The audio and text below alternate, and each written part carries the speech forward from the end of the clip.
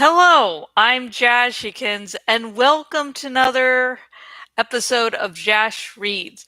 This time we are continuing reading, I was about to say Animorphs. This is not Animorphs. This is instead Eragon by Christopher Polini. And as always, this video is not intended for kids. It is, however, intended for adults who are discovering or rediscovering Eragon. And I nearly said Animorphs again. I do a lot of Animorphs dramatic reads. Whew. Yeah. So, let's get started. And unlike a Kindle, again, this is physical copy of the book.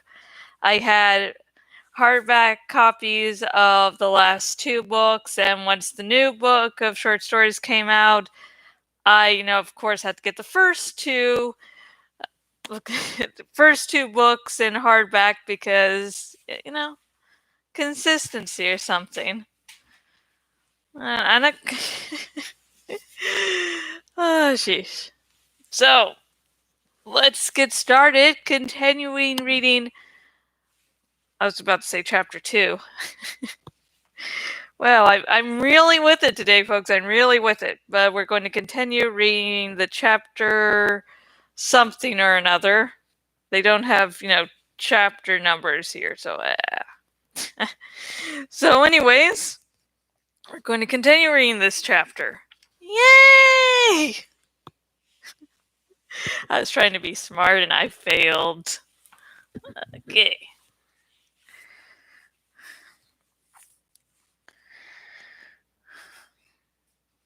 It was still early when they reached Carvajal, but they found the smithy doors already open. The air inside was pleasantly warm. Baldor slowly worked two large bellows attached to the side of a stone forge filled with sparkling coals. Before the forge stood a black anvil and an iron-bound barrel filled with brine. From a line of neck-high poles protruding from the walls hung rows of items. Giant tongs, pliers, hammers in every shape and weight, chisels, angles, center punches, files, rasps, lace, bars of iron and steel waiting to be shaped, vises, shears, picks, and shovels. Horst and Dempton stood next to a long table. Dempton approached with a smile beneath his flamboyant red mustache. Roran! I'm glad you came. There's going to be more work than I can handle with my new grindstones. Are you ready to go? Roran hefted his pack. Yes. Do we leave soon? I have a few things to take care of first, but we'll be off within the hour. Eragon shifted his feet as Dempton turned to him, tugging at the corner of his mustache. You must be Eragon. I would offer you a job too, but Roran got the only one. Maybe in a year or two, eh? Eragon smiled uneasily and shook his hand. The man was friendly. Under other circumstances, Eragon would have liked him, but right then, he sourly wished that the miller had never come to Carvajal. Dempton huffed. Good. Very good. He returned his attention to Roran and started to explain how a mill worked. They're ready to go, interrupted Horst, gesturing at the table where several bundles rested. You can take them whenever you want to. They shook hands. Then Horst left the smithy, beckoning to Eragon on the way out. Interested, Eragon followed. He found the smith standing in the street with his arms crossed. Eragon thrust his thumb back toward the miller and asked, "What do you think of him?" Horst rumbled, "A good man. He'll do fine with Roran." He absently brushed metal filings off his apron, then put a massive hand on Eragon's shoulder. "Lad, do you remember the fight you had with Sloane? If you're asking about payment for the meat, I haven't forgotten. No, I trust you, lad. What I wanted to know is if you still have that blue stone." Eragon's heart fluttered. Why does he want to know? Maybe someone saw Saphira. Struggling not to panic, he said, "I do. But why do you ask? As soon as you return home, get rid of it."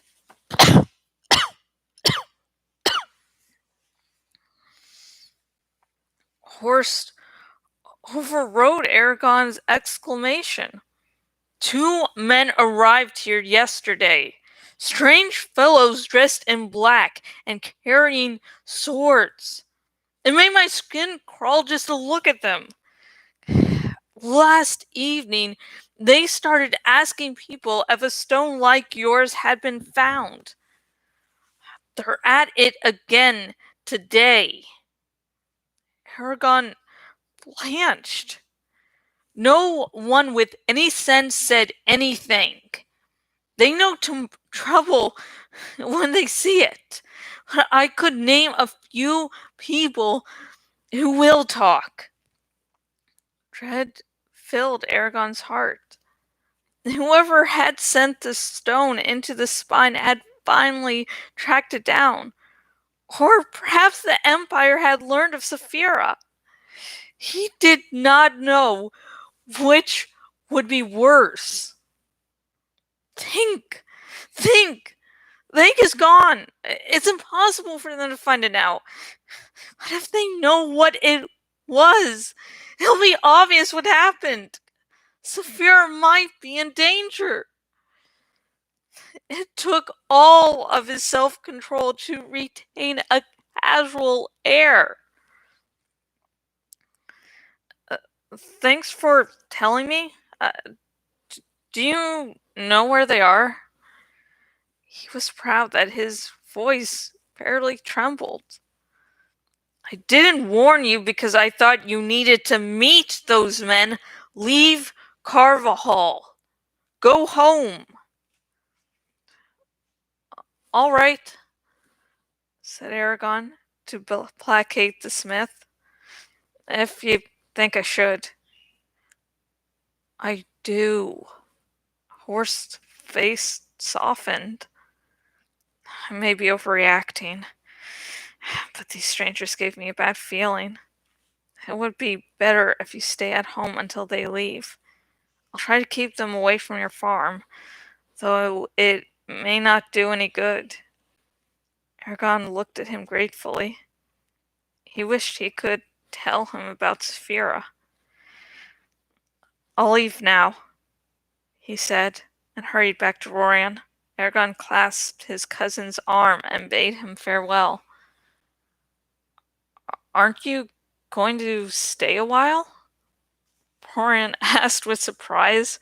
Eragon almost laughed.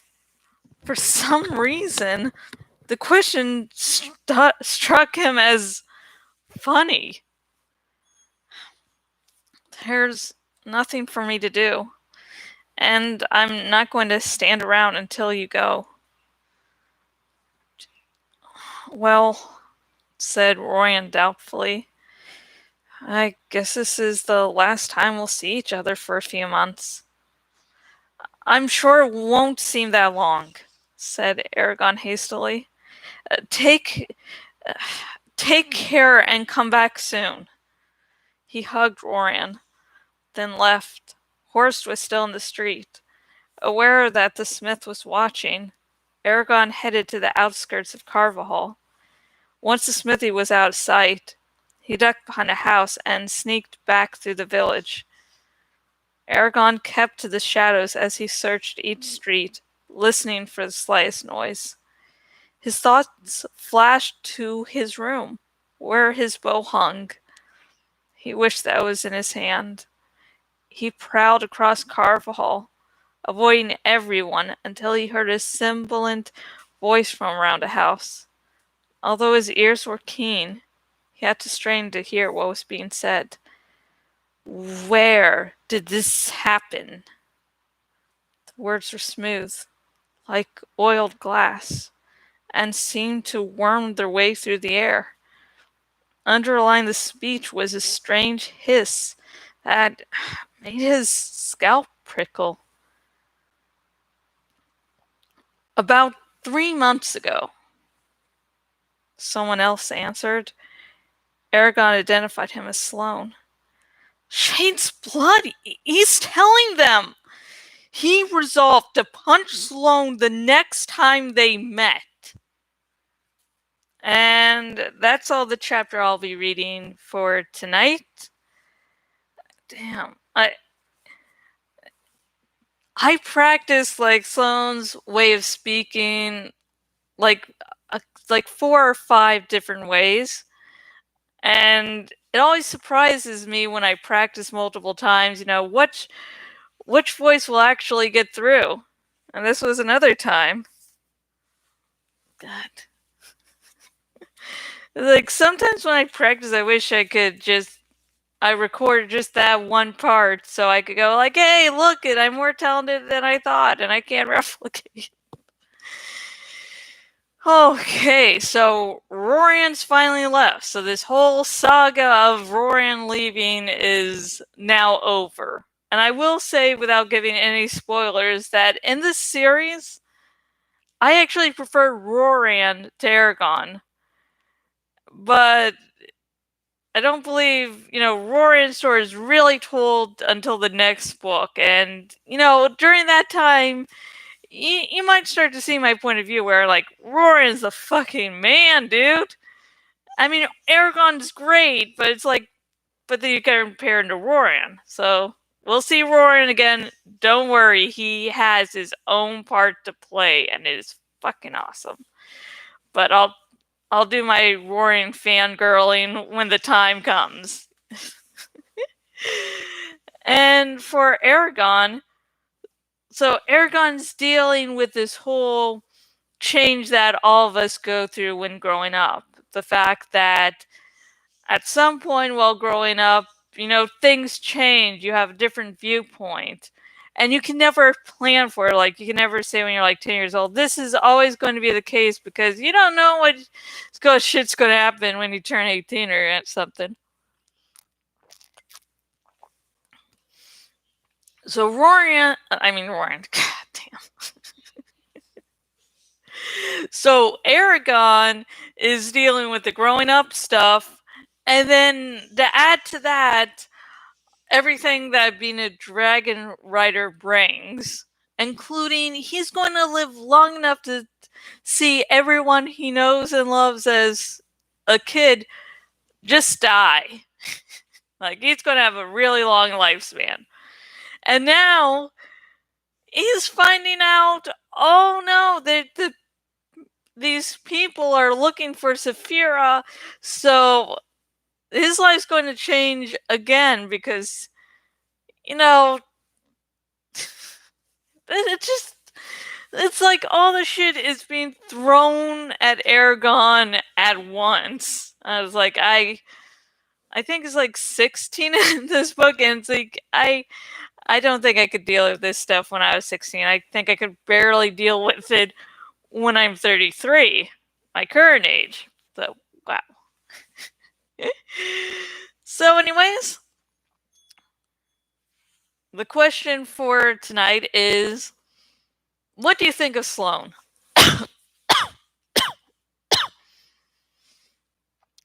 What do you think of him? I can't really think of a better question, so yeah.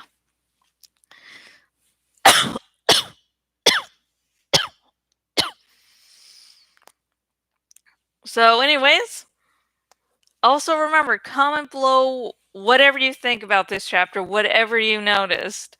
And remember, no major spoilers.